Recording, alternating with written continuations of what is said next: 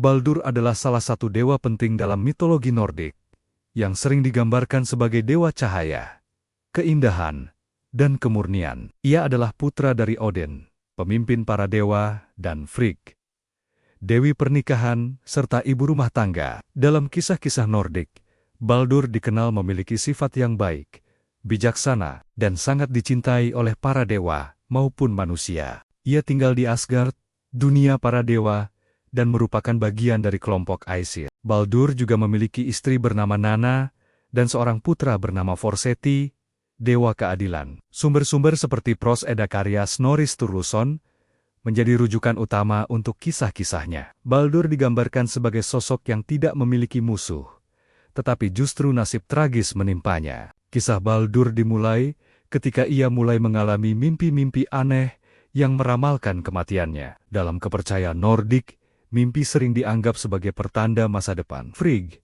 ibunya, sangat khawatir dengan nasib anaknya. Ia kemudian berkeliling ke seluruh dunia untuk meminta semua makhluk, benda, dan unsur alam agar berjanji tidak akan melukai Baldur. Semua makhluk dan benda, mulai dari logam, batu, hingga tumbuhan, bersumpah untuk tidak membahayakan dirinya. Hal ini membuat Baldur hampir kebal terhadap semua bahaya. Namun, ada satu pengecualian kecil yang kemudian menjadi kunci kisahnya. Benda yang tidak ikut bersumpah adalah tanaman kecil bernama mistletoe. Frigg menganggapnya terlalu muda dan tidak berbahaya, sehingga ia mengabaikannya. Para dewa di Asgard kemudian menguji kekebalan Baldur dengan melemparkan senjata dan benda kepadanya. Semua benda itu tidak mampu melukai dirinya, sehingga hal ini menjadi semacam permainan di kalangan para dewa. Mereka menganggapnya sebagai hiburan untuk melempar Baldur tanpa konsekuensi. Namun Loki, dewa yang sering digambarkan licik dan penuh tipu daya, melihat celah dalam situasi ini. Loki merasa iri terhadap pujian dan kecintaan yang diterima Baldur.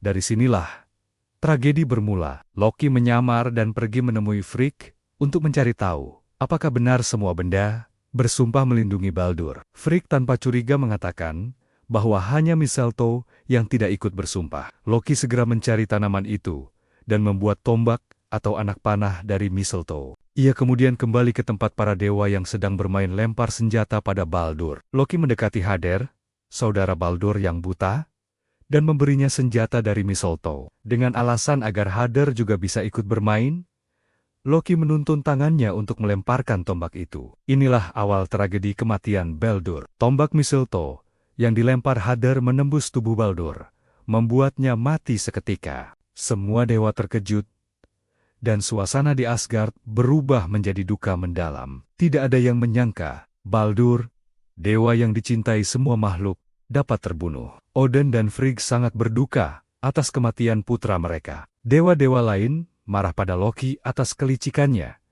Meskipun pada saat itu ia belum langsung dihukum, kematian Baldur dianggap sebagai pertanda buruk yang menandai akan datangnya masa kehancuran.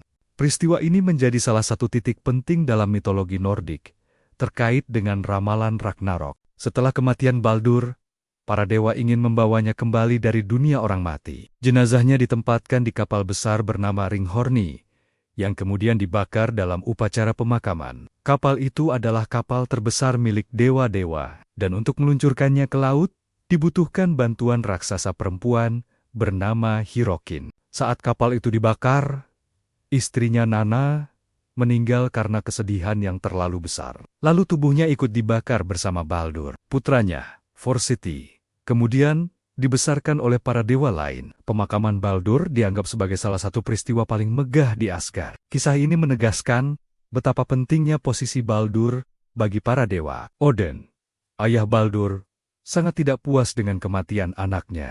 Ia menunggangi kuda Sleipnir menuju dunia orang mati, Hel, untuk mencari jawaban. Di sana, ia menemui seorang peramal, atau Siris, yang sudah lama mati. Dengan ilmu sihirnya, Odin membangunkan roh itu untuk menanyakan masa depan Baldur. Peramal itu memberitahukan bahwa Baldur akan kembali setelah Ragnarok, ketika dunia baru lahir. Namun sebelum itu, kematiannya menjadi pertanda dimulainya rangkaian peristiwa besar. Ini membuat Odin semakin sadar bahwa masa depan para dewa penuh dengan bahaya. Baldur, kini menjadi simbol dari transisi besar dalam mitologi Nordik. Sementara itu, Frigg memohon agar Baldur bisa dikembalikan dari dunia bawah. Para dewa mengutus Hermod, putra Odin lainnya, untuk pergi ke Hel dan memohon pada penguasanya, Hel, putri Loki.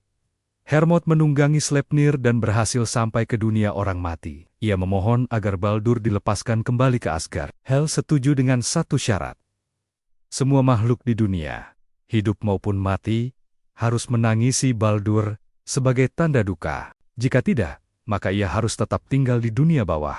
Para dewa menyetujui syarat ini dan segera meminta semua makhluk untuk menangis. Semua makhluk hidup, dari manusia, hewan, hingga benda-benda, menangisi kematian Baldur. Namun, ada satu makhluk yang menolak, yaitu seorang raksasa perempuan bernama Sok. Banyak yang percaya Sok adalah Loki yang menyamar. Karena penolakan ini, syarat tidak terpenuhi, dan Baldur tidak bisa kembali ke Asgard. Para dewa marah besar. Namun, mereka tidak bisa melawan hukum yang telah ditetapkan Hel.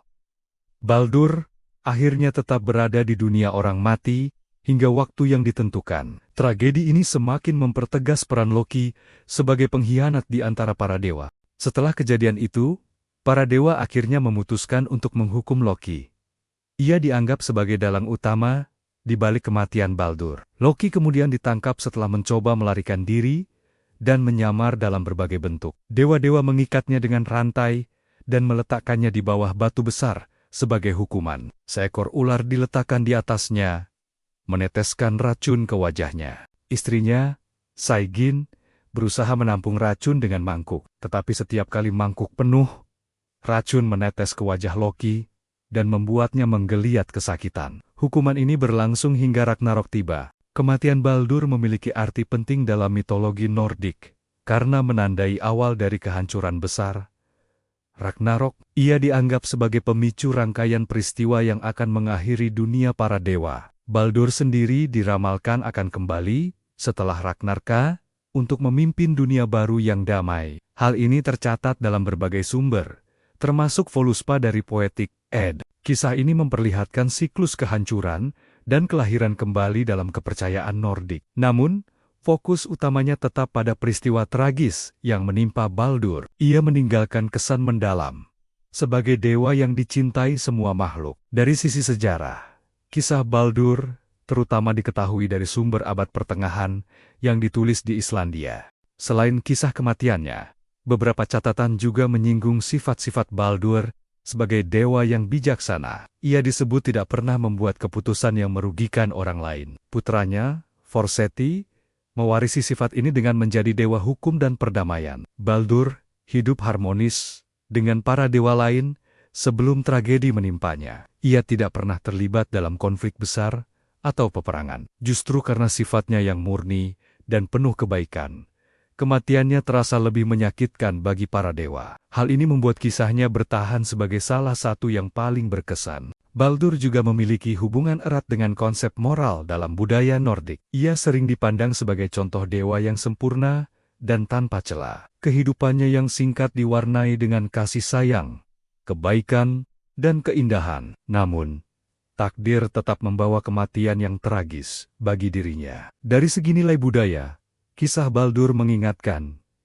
masyarakat Nordik akan ketidakpastian hidup. Tidak ada yang benar-benar kebal terhadap nasib, bahkan dewa sekalipun. Pesan inilah yang membuat kisahnya tetap relevan sepanjang masa. Secara keseluruhan, kisah Baldur adalah salah satu cerita paling terkenal dalam mitologi Nordik. Ia adalah dewa yang dicintai semua makhluk, tetapi harus mati karena tipu daya Loki dan kelalaian kecil yang fatal. Peristiwa ini memicu serangkaian kejadian yang berujung pada ramalan Ragnarok. Walau tragis, kisah Baldur juga penuh dengan makna tentang cinta, kehilangan, dan harapan akan kelahiran kembali. Setelah Ragnarok, ia diramalkan akan kembali memimpin dunia baru. Kisahnya tercatat dalam literatur kuno dan tetap dipelajari hingga kini. Baldur menjadi simbol cahaya yang jatuh, tetapi akan bangkit kembali setelah kegelapan berakhir.